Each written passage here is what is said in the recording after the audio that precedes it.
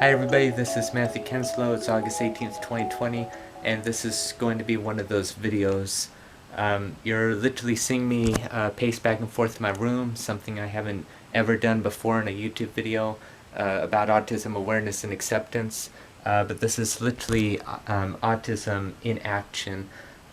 This is literally what we go through a lot, pacing back and forth, sometimes 100 times, sometimes 200 times.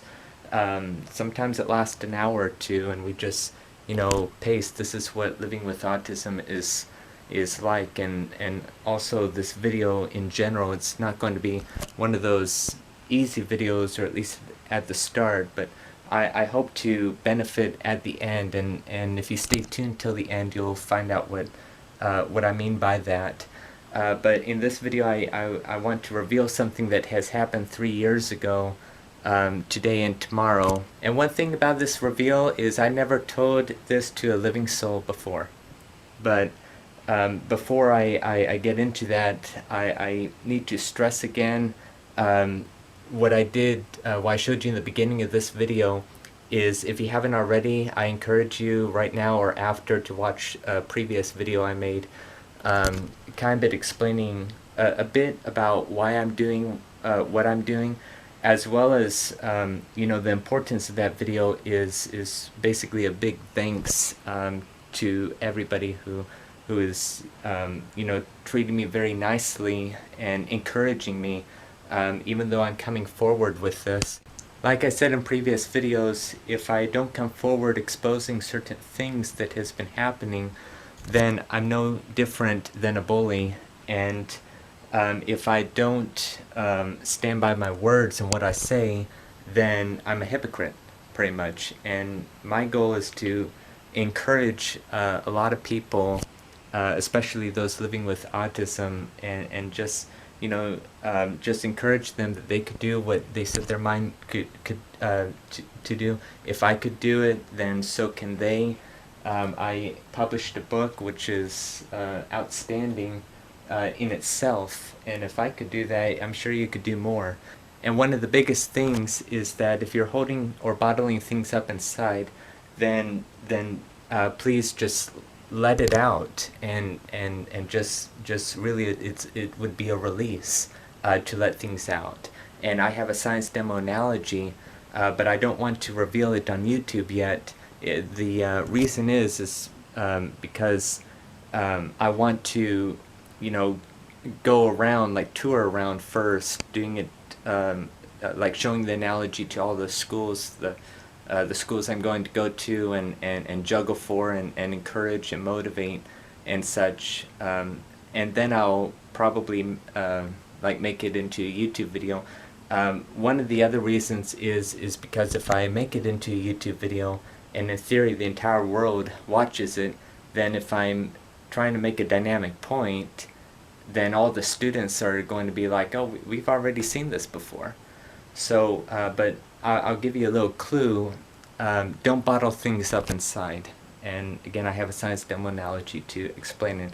Okay, so now since the preliminary stuff is out of the way, especially if you know by now that I'm trying to be a help, I do take the encouragement of what other people say. I'm very thankful for them motivating me, and this is probably doing more for me inside than you would ever know, and well, you'll find out as this video progresses what I mean by that, but I'll just go into what this video is about.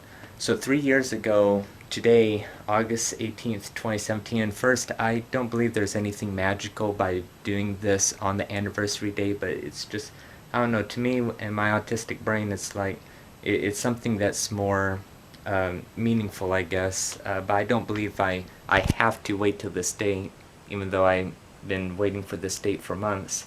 But anyway, that's just me. But anyway, August 18th, 2017, so this was in the middle of one of the many worst years of my life. A lot of things happening, one after the other, especially in August 2017. And around this time, I was self-teaching myself calculus in preparation for my upcoming semester. So I was just doing like basic, open to the pre-chapter and then chapter 1 and such. I watch scores of YouTube videos learning about derivatives and all that. I would practice on sheets of paper as well as the whiteboard. In fact, this is the actual whiteboard. In fact, it right now has a physical chemistry problem of deriving something for the kinetic molecular theory, but that's not what I was doing 3 years ago. 3 years ago I was doing like basic, math volume in preparation for calculus and such. That was in my calculus textbook. This one's August 22nd, 2019, so this was here for almost a year, but I did a lot of math and science, and even rehearsed teaching the lunar phases for the Royal Rangers with this whiteboard. And I was day and night, I would like stay up half the night or all night, sleep most of the day, fatigue, back and forth, teaching, learning, teaching myself, learning and such. But at the same time, it was in the middle of August 2017, so to set the background and have this make sense, 5 years prior to this, in August of 2012, it was right before I became a senior at high school, and I would go out around the neighborhood and just take hikes. Now I have a YouTube video explaining how I got into hiking around the neighborhood in like back when I was probably in preschool, kindergarten, or even before. But that's a little bit of a shaky video, but it explains what how I got into hikes and what the benefit is, and it's a catharsis. And as I grew older, like around 2012, I would go on hikes around the neighborhood by myself, and it's really a release. It helps me clear my thoughts, go over some stuff. Like if I self-taught myself something, I would go over it. I would rehearse how I would answer other people, any questions I would ask people, and also while I went on my hikes, I would, like when I was writing my trilogy, which is going to be published sometime in the future, I would think of the next storylines, or I would think of previous storylines, think of how I could enhance it in a way.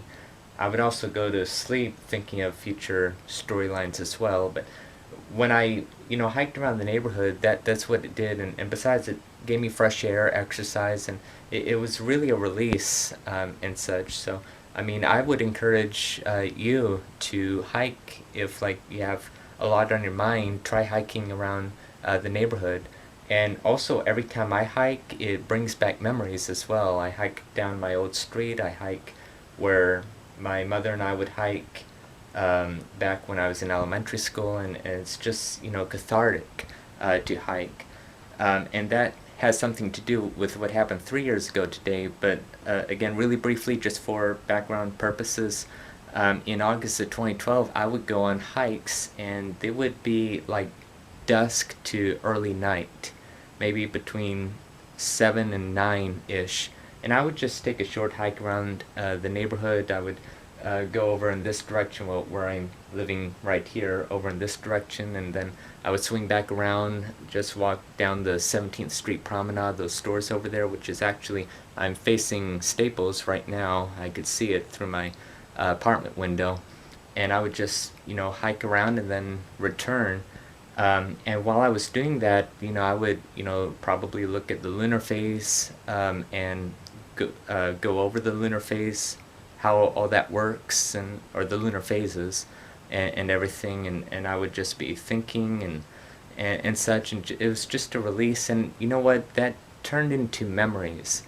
And I hike every month of the year, but each time I hike, depending on which month it is, brings its own set of memories. And so I have August hiking memories, not just 2012, but even after that. But in 2017, I was thinking, well, it's about the 5-year anniversary from when that part really started, where I would go on early night hikes by myself around the neighborhood. And it was around mid-August, like maybe the late teens, early 20s, somewhere around there. And so I thought it was the 5-year anniversary, and it wasn't 4 years, it wasn't 6 or 7 years, but exactly 5 years. And just to me, that's just a little special, a half a decade. So I'm like, I have to go out, I have to get out of the house one of these days before it gets too late in August, just to relive the memories at this certain part of the month. And I wanted it to be sometime before the 20th, so the 19th, or just before, like the late teens. And so I believe, according to the pictures that I saw on Facebook, because I always take pictures to capture where I've been and everything, I think I started on the 17th. But I was up half the night, if not all night, self-teaching myself, doing calculus, watching endless videos and such, and just doing a whole lot of things.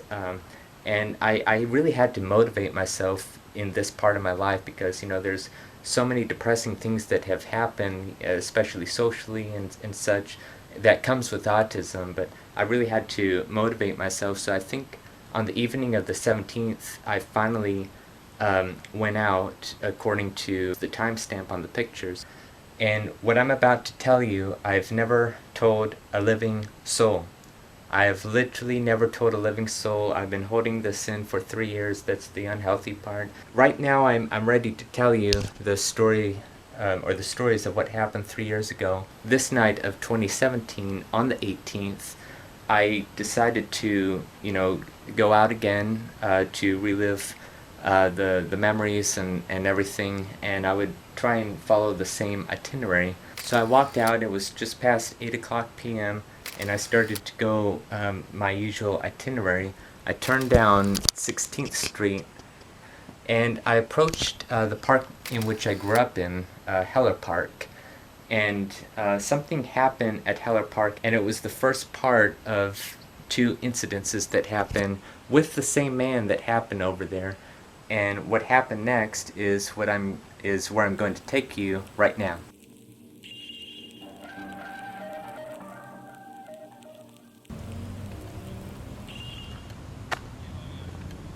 So I'm over here at Heller Park. I apologize for how dark it is. I was here a few hours ago, and of all days there's tons of people here and they wouldn't leave for hours, which is totally okay. It's totally in their right. I don't mind. It's just going to be a little bit of a dark video, which is sort of perfect because 3 years ago when this happened, it was at nighttime. It happened about 15 minutes after this exact time. But anyway, I was walking over here and I noticed in that bench over there from afar, there were 2 people sitting on it. It looked like a father and a child. And they were pointing up at the stars and such. I didn't really think much of it. I thought maybe they were stargazing or was looking at a planet or something. And so I just continued to walk as normal.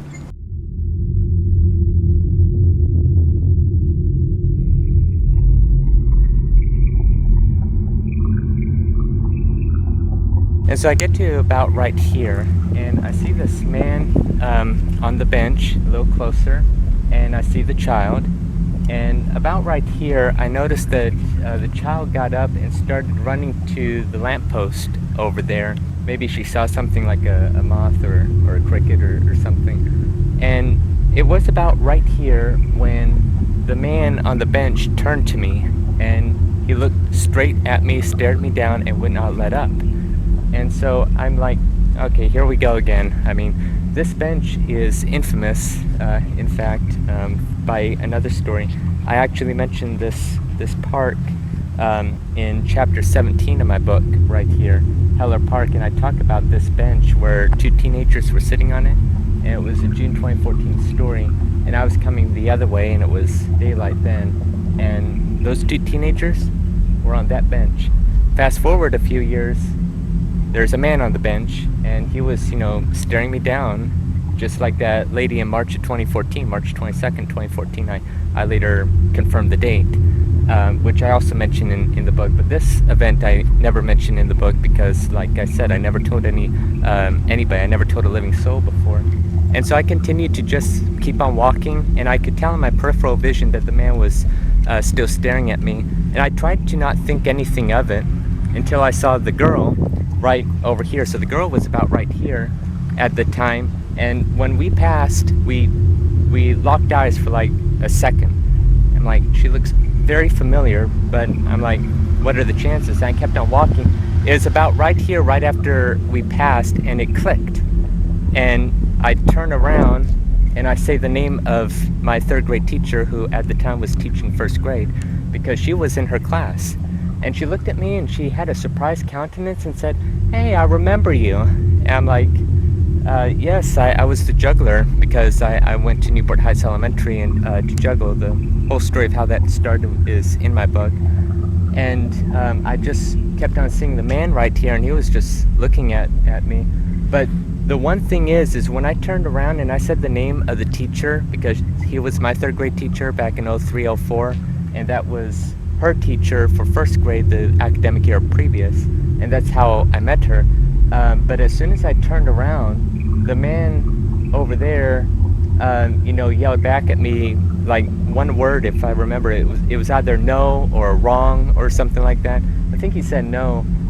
And in fact, 3 years later, it does seem a little bit too far. So maybe in retrospect, she was going back to her dad during this, because I could be sure he was a little closer. So as soon as the girl recognized me, I told the dad I was the juggler in her class for a few times this past academic year. And I forget if he acknowledged or what. He just looked at me with this angry, mean stone face, basically, like Buster Keaton. He was nicknamed the Great Stone Face, because he just looked just mean and serious, pretty much. And I try not to think any of it, but me being who I am, wanting to spread cheer and encourage people that they could do anything they set their mind to do, and all of that. I'm sure if you follow this channel and my book, you know all of that. But I, of course, being neighborly and friendly, said, "Okay, well, have a great night," or like "have a good night," or something like that. And I forget if he said "you too" or what. I mean, he might have, or he might have said thanks. But if he did, it was probably in a way that was bold, monotone, and like "I don't care about you" type thing, and such. But it's just the assumption that gets to me, kind of like that lady on March 22nd, 2014. That I don't know what she was thinking, but that's another long story I don't want to get into right now in this video. So I continued to walk down this road, the sidewalk, this pathway, and I'm telling myself, I'm forcing myself, don't think about it, Matthew, don't think about it. This happened before, just keep walking. And I remember crossing the street, and I was continuing down Westminster. I continued to walk down that way, and it just hammers me, and there's nothing I could do. Same thing happened in June 2014 when I was going the other way, and that those two teenagers laughed at me for being who I am. As soon as I passed by, and I articulated in my book, and they laughed, and I heard, even though they probably tried to conceal their laughter, I was saying, I knew it was going to happen, don't let it bother you. But guess what? It did. In a soliloquy that night, every time this happens, I just, have a soliloquy, and sometimes it's an hour, sometimes it's a few hours. And if you don't know what I mean by soliloquy, I don't really have time to get into it, but that chapter 17, in which I mentioned this park and was talking about, it's called An Olive Branch in a Soliloquy. A little bonus, it was actually a longer title at first. It was Misconstruing an Olive Branch, Instigating a Soliloquy. And maybe I could do another video or Q&A articulating why I chose those words and expressions. But I talk about it, but briefly, a soliloquy, long story short, is where I'm at home, I'm alone, and I just go through things. Well, in my room, I'm just talking things out by myself, sometimes an hour, sometimes 2, 3, or 4 hours. And I can't stop once I get started, and I run through everything that has ever happened to me, and I pretend as if I'm confronting the person, talking to the person, how I would give an answer, give an explanation, how I would prove that I'm really a nice guy trying to help out other people. I shouldn't be discriminated for something that I didn't ask for, which is autism and such, and everything that came with autism. But you know me, I'm optimistic about my autism and such, and I'm going around the world proving time and time again that we're not different than anybody else, and if I could do all these things, I'm sure you could do more. and such, and then I go to schools, and I'm sure I'll eventually go to all the schools in Newport Mesa Unified School District, and I've already been in communications for me to go to the schools in the Capistrano district.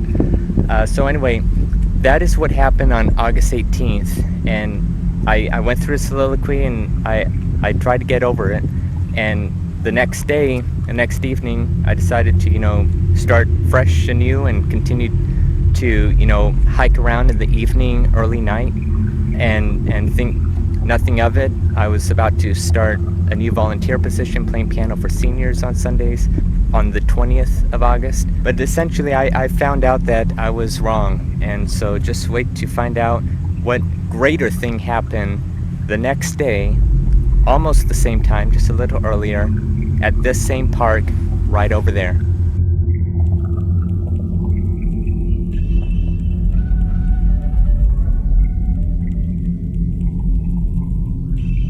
So now it's the day, August 19th, 2020. So what happened after that night, I went back home and I tried to brush it off. I tried to distract myself, and I couldn't stop thinking about that man. And I decided to do more calculus work and pre-studying and math. So as you see in those timestamps, I was up pretty late again. I was thinking, well, here I am self-teaching myself calculus, and I'm thinking, well, why should I push through if I'm just going to be treated like this by almost everybody? Not everybody, but almost everybody for the rest of my life. So that evening I decided to go on a hike again to, change what happened the night before and just be happy. And so you saw that picture, the picture right before I left on August 19th, 2017, and that smile was a smile of optimism. Like, I'm optimistic about my life, and I'm optimistic about everything else, and as you'll find out, that was wrong. So about what just happened. So if you live in the Costa Mesa area, you know that I'm taking the opposite route. That's because I'm 90 to 95% certain that on this day I took another route. I don't know, maybe to try and change things so that I don't repeat what happened yesterday. Besides, what are the chances that would happen again? Repeat what happened the day before. And I came the other way. I'm 90% sure, 95% sure.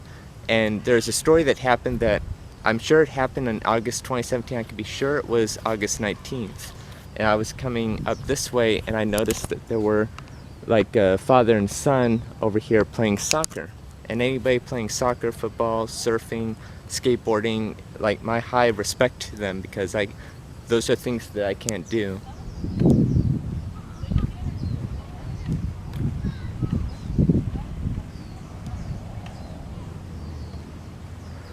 So now I was coming down this way on this day, and all of a sudden I see this high-powered soccer ball just, zoom by at 100 miles an hour at head length. And so as I decided to come closer, I slowly crept around over here, take a look. I saw the father, with a smile, jogging over to get and retrieve the soccer ball, and I was, stuttering and such. I basically got my message across saying that if I was just maybe like 2 seconds ahead, that literally would have knocked my head off. Literally, it was that fast, it was that powerful, or at least knocked me to the ground. But I was spitting or stuttering and such. And I just, I was flabbergasted. If I was, just 2 seconds before, or even 1 second before. But anyway, we both laughed it off, and he continued to retrieve the soccer ball. But the boy, on the other hand, this is what happened when people just stare at me, and it's like I don't know what they're thinking and such. And the boy seemed to be staring at me, kind of wondering who I am and such. Why do I look like this? I don't know. Those are the worst case scenarios that I think of. But it's the way that he stares and such that I was taken off guard. But at the same time, after what happened, the day before, and almost, what happens often, I just didn't want to think about it. And so I just continued to walk this way all the way over here. Now, from this moment on, for sure it was August 19th, 2017, 100%.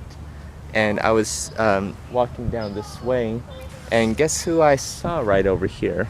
I saw the same girl from the night before running, or no, not running, but walking this way, and was probably about to leave. And then it's like, is it the same girl? And it was. So we locked eyes again, and we're like, hello again. and she's like, either hello or I remember you again or something like that. And then I'm like, oh boy, the father must be here.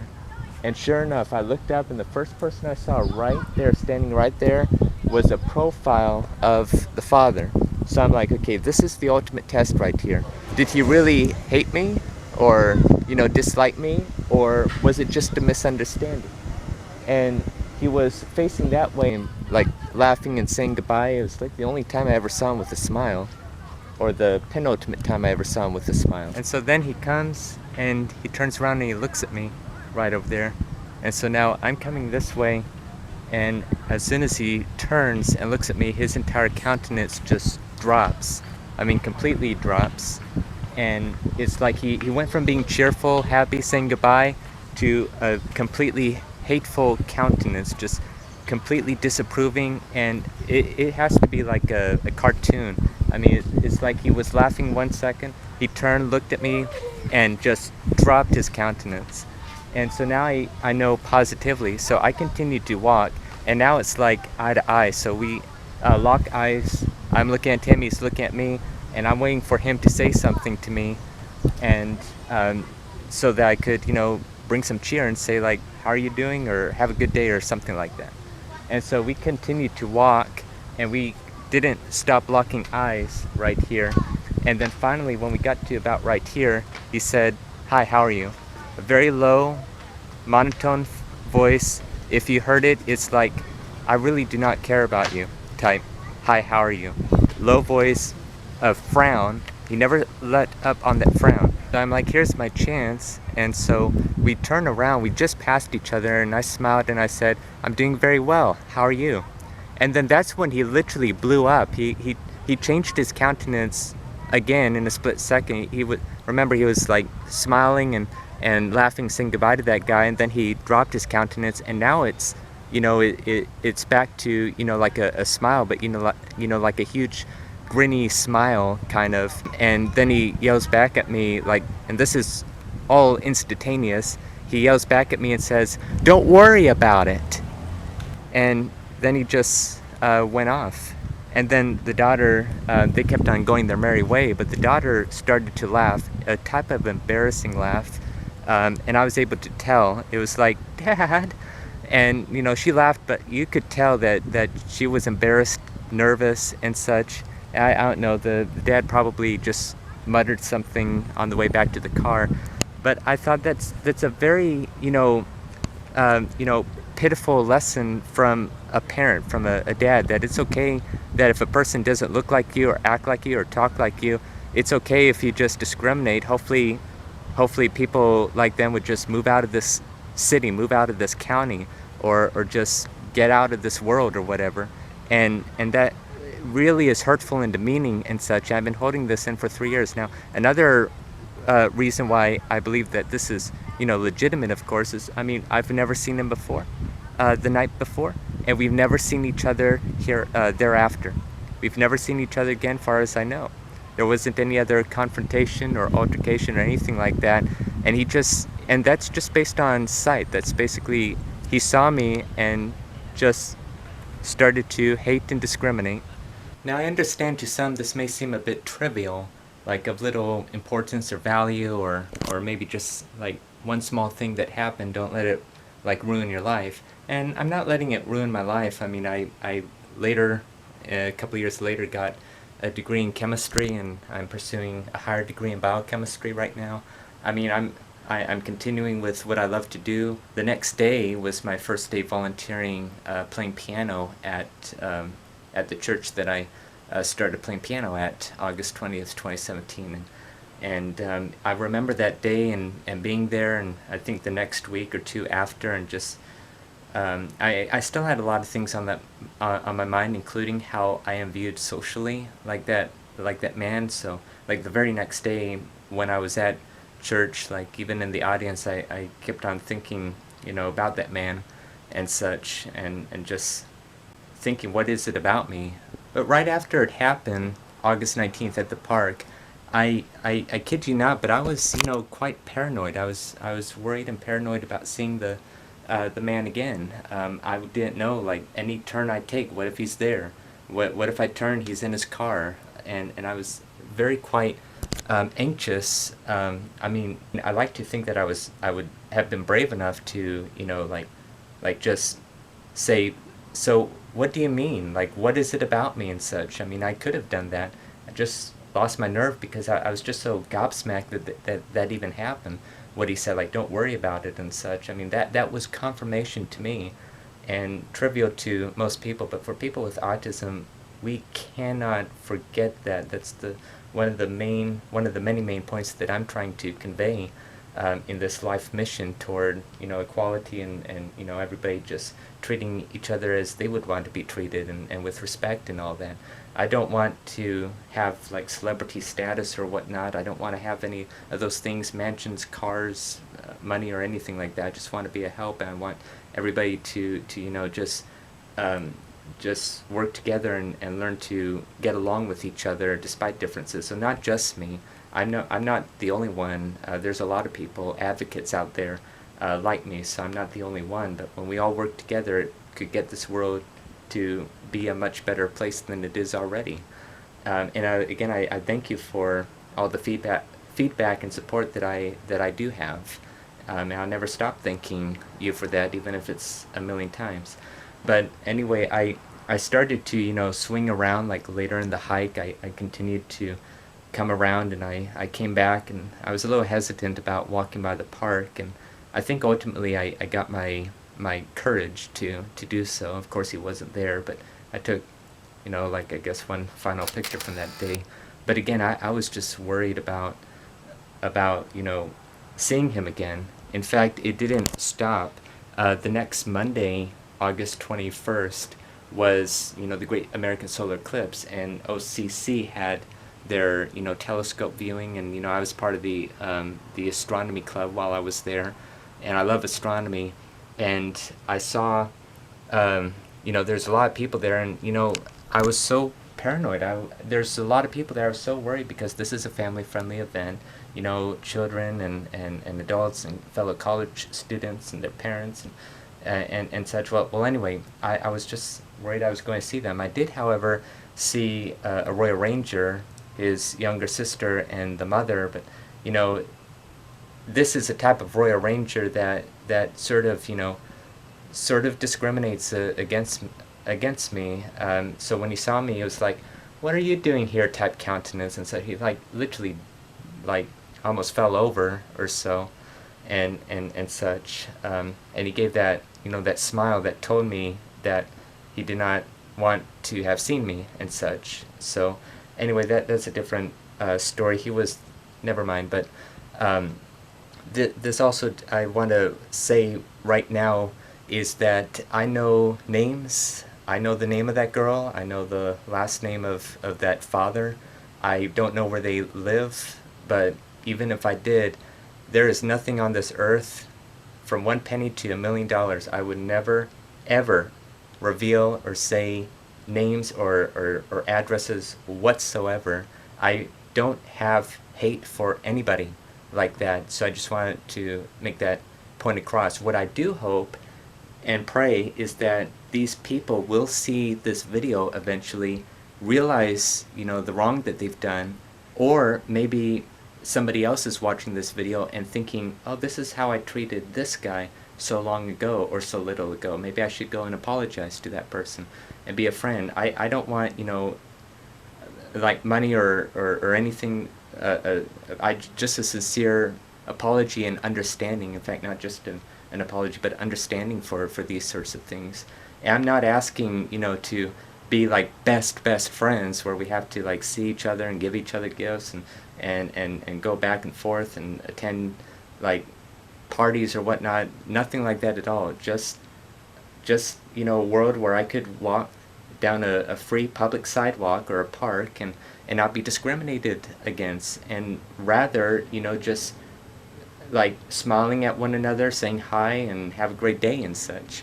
I mean, while I was at the park waiting to film what I just showed you just now when I was at the park, there's a person that came over and said, have a great day and such. Well, we said like a few things like hellos and all that, but he said, have a great day, and we've never seen each other before, but you know, that's the type of camaraderie like a community should have. But anyway, back on August 21st, I didn't see him.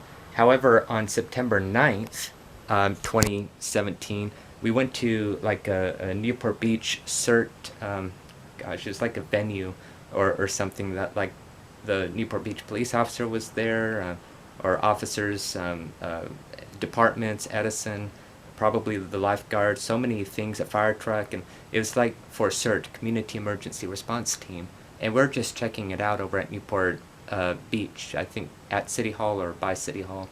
And you know, we got there, you know, early, sometime after, you know, the event started, and you know, I was looking around. I was like checking my back or my shoulder. I didn't know if he would appear there, if that man and the daughter would appear there. However, there was, like when we were by the CPR part of CERT, and there was a father and a daughter there, and it just reminded me of them and such. And it's like I'm not, you know, in fear or terror of them or whatever. I mean, I don't believe that they would, or that man would have done like anything physical or whatever, but I just not sure if I get tongue-tied if I, you know, start to talk back. I mean, not in a ever in a bad way, but you know, like trying to like be in a friendly way, like trying to prove that we autistics are not really any different than anybody else. It's just how our minds act. We find patterns and things, and the thing is and I hate what I'm about to say, because I mean, don't think that I'm talking about myself. I'm trying to prove a point here. Okay, I hate talking about myself, but I'm trying to prove a point, is that this man didn't know me. He didn't know that, you know, I had the periodic table memorized, I had the presidents memorized, I was going for a degree in chemistry, I was self-teaching myself calculus, I earned what's equivalent to the Eagle Scout through Royal Rangers, and all this stuff. He didn't know all the stuff that I've been to and that I've done and accomplished, and what I'm doing for boys from K through 12 every week, and really putting my heart and soul into the Royal Ranger program, and juggling and making kids happy, making children happy at elementary schools, and I was about to volunteer for the senior citizens of the community playing piano. And again, I hate saying it like that, but my point is that he didn't know that I could do all that. He probably thought I was a low IQ idiot or something, like, or somebody like that. And let me turn this around. I see him, and you know, at first sight, I'm not thinking anything negative about him. You know, I admire like anybody who like does something with their life. Now, it looked like, you know, he had a hat on, but it looked like he had a bald head. So I'm thinking he may be a Marine veteran or a police officer or whatever. And that is, I mean, I have a high salute for that guy. I don't know that, but see, I give people the benefit of the doubt. He may, you know, have something like in finances, or maybe it's just a store manager or something like that. And still, he's doing something with his life. He's not giving up on his dreams. And plus he's a father, so he has a wife, kids, and such. And so and by the looks of it, it seems like that other than this, he is a good parent otherwise. So I give the person the benefit of the doubt, is what I'm saying. I see that with everybody that has treated us wrongly, not just me, but us wrongly and such. Well, anyway, the story never left me for the past 3 years, and I kid you not, I'll tell you a quick story. Remember what I was saying about soliloquies, and again, this isn't the video to really articulate what I mean by soliloquies, I mean in full. It is in my book in chapter 17, but I mean, soliloquies could happen at any moment, any time, and in order for me to feel closure and complete, I must finish the soliloquies. And it could happen while I'm in bed trying to go to sleep. It usually happens when I'm standing and I pace back and forth for a few hours. I kid you not, I had a soliloquy like a few weeks ago like from 1 a.m., 1 or 2 a.m. to like 4 or 5 a.m. I am not joking. Besides, I mean, I'm not joking. I literally had like a 3 or 4 hour soliloquy just a couple of weeks ago on a lot of this stuff. Not just, 2017, but, all throughout. And I didn't know it was going to last that long, but, I would be restless if I didn't, go through the entire thing. And sometimes people with autism just need to be alone. Like if you have like a son or daughter with autism and they come like home after school and they just don't talk to you and they just go to their room and won't come out for a few hours, it's usually their time to process things. Maybe they're going through things and such, and I could testify to that. There's lots of times where I just needed to be alone somewhere. I had to be alone and process things, like something just happened. Well, anyway, one night, and I think this was 2018 or possibly early 2019, but I thought about this story again from August 18th to the 19th, 2017. I thought about this again, and I kid you not, this time I was in bed, lights are out, everything. I was trying to go to sleep. It was like past midnight, 1 or 2 in the morning sometime, and I go through the entire thing. Now, in this soliloquy, I was make-believing as if I was on like an interview, like a television interview, which I know will come sometime down the road, or even radio or podcast where I, get to, explain about autism through my first-hand experience, and then maybe toward the end they'll ask me, so was there a time of your life this, or was there a time of your life that, and such. And that's kind of why I didn't, I was waiting for a moment like that to tell this story, but this date came before that, so I decided to just let it out. But I kid you not, I was going through the entire thing, the entire 2 days again, and finally,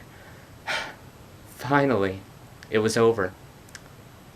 And I'm not joking, not more than 10 seconds, 15 seconds or so later, not a long time had passed, I kid you not, it started all over again.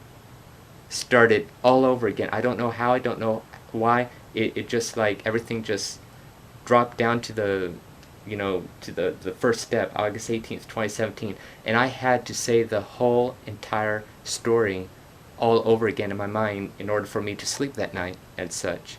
So this one incident is probably maybe not as trivial as some of you might think, and this is just one occurrence or incident out of several.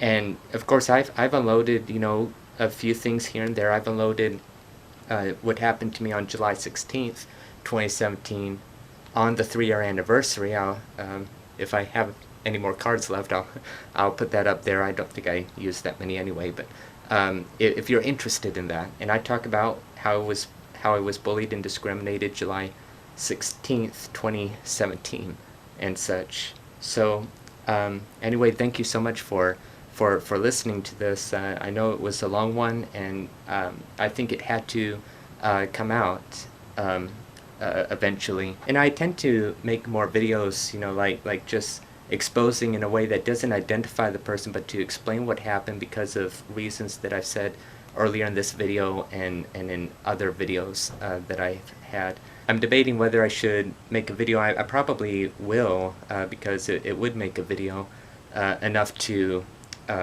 tell you what else happened on August 21st, 2017 at another Ralph's that's local, but not the closest, but one just down the street. Okay, now I got all of that out of my chest, out of my mind, everywhere. After 3 years, and after these videos, if I remember, I want to give like an assessment and just assess how I feel after I say all that. And you know what, I feel great. I feel a lot relieved, not 100% yet. I have to see how this exact YouTube video that you're watching does. Hopefully it doesn't get like 2 or 3 views. It'd be nice to get thousands and millions, but only to know that I'm helping them. I really do not want, I don't want to, hinder anybody or overwhelm anybody. And that's better than getting, like, to have like one genuine view is much better than having a million. So I really don't care about that. But what I do care is I don't want to, take all this time to make videos for videos that, just don't get anywhere. So I'm hoping that this video will, and all the other ones, the ones that make a point, especially for autism awareness and acceptance. So anyway, I feel great. Again, not 100% relieved. Not 100%. I think the maximum closure would be if that man apologizes or watches this and then apologizes, and then we come to, because really no hard feelings, and that regardless, I forgive everybody. If you saw that person that just gave the vile, hateful comments back in March 2020, and a couple of months thereafter, and how I responded to that. If you watch that YouTube video, you could see how I responded to that. I forgive. I'd still like an apology, and it's still in my heart, but I forgive regardless, and such. So I'm not that type of vengeful person or whatnot. I also changed shirts for the archetypes or the symbolism, like I symbolize the like colors and like there's forward, there's a future, there's a good future up ahead and such. That's just in case if you noticed. And so yes, I could take a deeper breath now, knowing that after 3 years I've said it, and I hope that it's not just me telling a story, but also being an encouragement that if you're like this, if you have autism, Asperger's, or anything similar, or if you just have something like this, to let it out, relieve yourself from the burden. And I'm not saying to come forward on YouTube or social media, but maybe talk to somebody, like a friend. I'm trusting that this video is going to be watched by a lot of people, and that's sort of telling somebody. Right now, filming this, it is a soliloquy technically, but I'm filming it meaning for it to be heard and such. But I just hope that this just brings encouragement, because I'm sure that you'd feel a lot better when you choose not to hide things in. Another thing that came out of this was sort of the start of my YouTube channel, pretty much. This incident was just one of the many catalysts that occurred to get me to start this channel. But my anniversary, 3-year anniversary of getting the channel, August 26, 2017, and officially beginning to post, is coming up in a week. So I've been thinking about making like a special YouTube video, like explaining how and why, and perhaps to give more detail of the why I began this channel. But this incident was one of the catalysts, but more detail to come in that video that I'm planning to make 1 week from today. And so anyway, I'm 𝐬𝐿. I hope this video might help and have encouraged you. I never ask I never tell people to like or subscribe or anything like that, so I'm not going to ask that. It's all on your call and such. Or if you want to choose to share this, maybe you might think of somebody or family that may benefit from such a video. And so I'm excited. Remote school at Vanguard University is starting on the 24th, in less than a week, and so I'm excited about that. So anyway, stay strong, stay safe, stay healthy, and have an excellent day.